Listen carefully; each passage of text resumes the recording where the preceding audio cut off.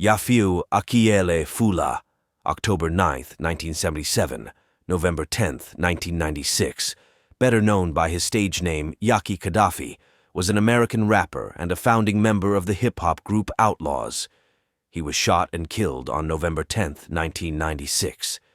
He was shot between the eyes at point-blank range in a dispute over money.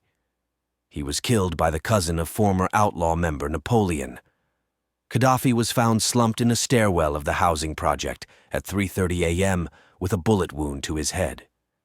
He was found with his bulletproof vest still on him.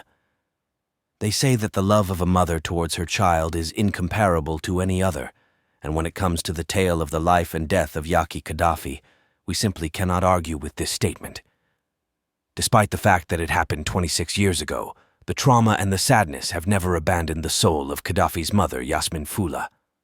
Despite being left without a true father figure during his life, as a result, Yaasmyn Fula had a reason to be thrilled about his parents' involvement in the organization. Yaasmyn and Afeni Shakur, the mother of the great Tupac Shakur, were close friends from their BPP days, which meant that Yaki and Pac were actually godbrothers. Eventually, they became friends and formed one of the greatest hip-hop groups in history, the OutLawz. Of course, part of the group was also Napoleon, who has a special role in this tale. It never happened, sadly.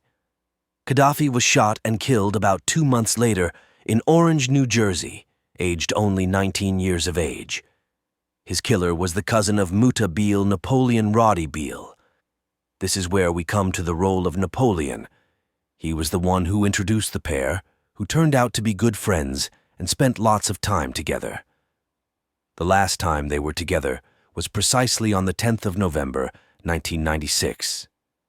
Napoleon recalls that they had a common addiction to drugs and had probably once again been on some substances that night.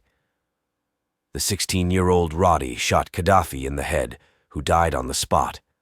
Fula, who lived in Montclair, NJ, was shot once in the head and was found slumped in the third-floor hallway of an apartment building at 325 Mechanic Saint early morning on 10th of November 1996.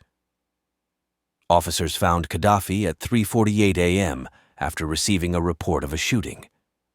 Napoleon wasn't in town during the shooting and was distraught upon hearing the news. He flew over instantly to Jersey and found his cousin in tears, claiming that it was an accident. The rapper told him to turn himself over to the police, which is actually what happened.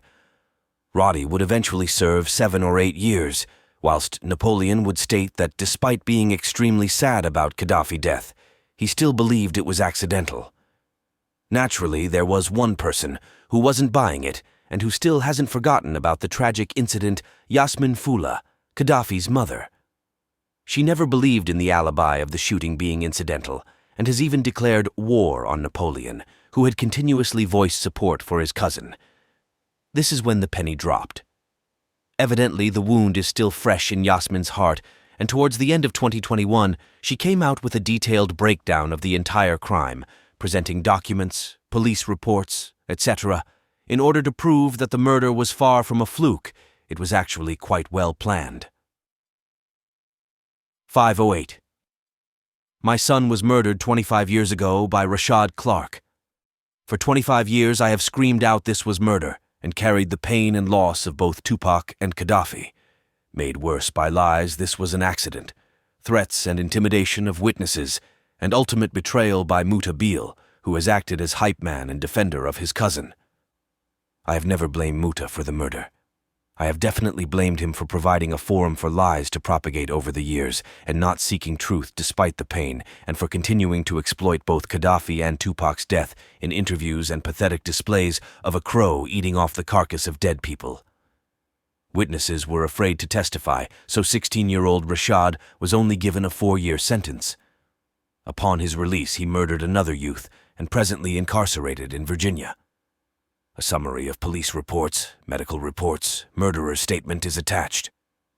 I am gathering the official reports to release to the public. The murderer phoned ahead, said he was coming but don't tell. Kadafi had weeks before threatened to kill Kadafi, according to police witness accounts, because Kadafi thought he was too big, because he was with Tupac.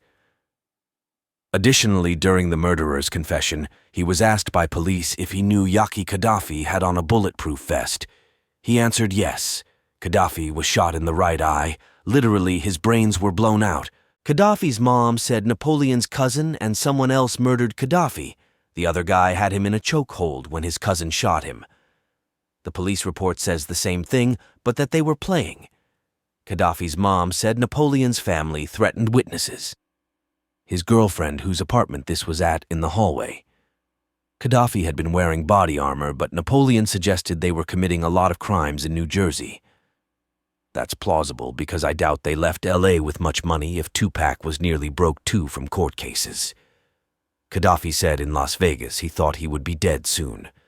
So it seems like he was paranoid, but the reasons for it depend on what you want to believe. Even if Kadafi was murdered, you could believe it was over dumb shit, but it's too convenient for people who killed Tupac. I only watch videos from Bombast if it seems like Reggie will be getting lies mixed up or incriminating himself, which he does a lot. Lately, he did a video on this and said, when he talked to Napoleon about this, and Napoleon was supposed to be in Atlanta.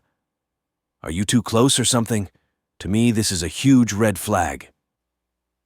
For anyone who has read the book, does Kadafi's mom offer anything connecting his death to the Tupac murder, or simply that it was intentional? Like, comment, and subscribe. Let me know your opinion in the comments.